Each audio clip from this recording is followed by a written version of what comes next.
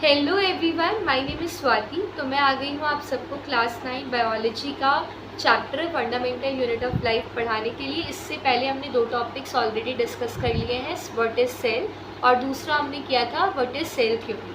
तो आज के क्लास में हम करने वाले हैं टाइप्स ऑफ ऑर्गेनिजम्स वाला टॉपिक कवर। तो पहला इसके नोट्स जो है वो आपको डिस्क्रिप्शन में मिल जाएंगे वीडियोज़ के, तो आप एक बार चेक कर लेना, ठीक है। On the basis of number of cell, organisms are of two types।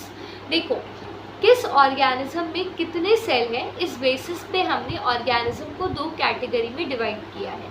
एक होते हैं यूनिसेल्यूलर ऑर्गेनिज्म और एक होते हैं multi cellular organism. Unicellular organisms पहले मैं आपको बताती हूँ। These organism are single celled which perform all function, example amoeba, paramecium, bacteria. देखो यूनिसेल्यूलर के नाम से ही आपको समझ में आ जाना चाहिए, यूनि का मतलब होता है वन, यानी कि ऐसे ऑर्गेनिजम्स जिनके बॉडी में केवल एक सेल हो और उस एक सेल पे ही बॉडी के सारे फंक्शंस करने का भार होता है, यानी कि उसी सेल को बॉडी के सारे लाइफ प्रोसेसेस करने होते हैं। इसका एग्जाम्पल है अमीबा, पैरामीशियम और बैक्टीरिया। यानी कि यूनिसेल्यूलर ऑर्गेनिज्म के केस में हमें डिवीजन ऑफ लेबर देखने को नहीं मिलता, ठीक है। यहाँ पे एक ही सेल को सारे काम करने पड़ते हैं। फिर आते हैं हम मल्टी सेल्यूलर ऑर्गेनिजम्स पे, ठीक है। एक सेकेंड में नोट्स को ओपन कर लो। Many cells group together to perform different functions in the body and also form various body parts, example fungi, plants and animals।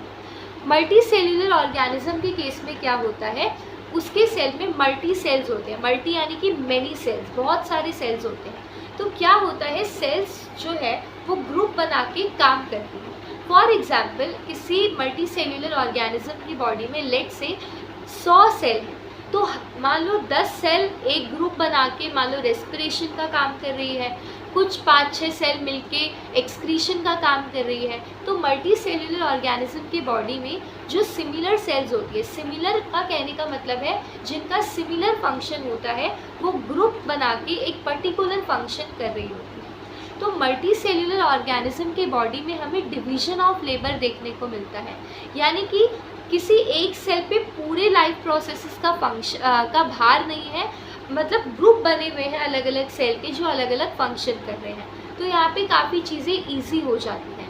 Multi cellular organism के example हैं fungi, plants और animals, ठीक है। फिर हम इसका थर्ड पॉइंट डिस्कस कर रहे हैं।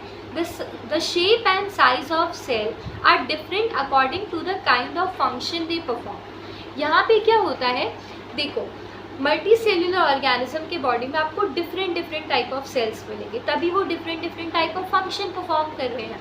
देखो किसी भी सेल का जो शेप है, किसी भी सेल का जो साइज़ है, वो डिपेंड करता है कि उस सेल का फंक्शन क्या है। फॉर एग्जाम्पल जो सेल्स एक्सक्रीशन में हैं उनका साइज और शेप अलग होगा, जो सेल्स रेस्पिरेशन कर रही है बॉडी में उनका शेप और साइज अलग होगा। तो साइज और शेप डिपेंड करता है सेल के फंक्शन पे।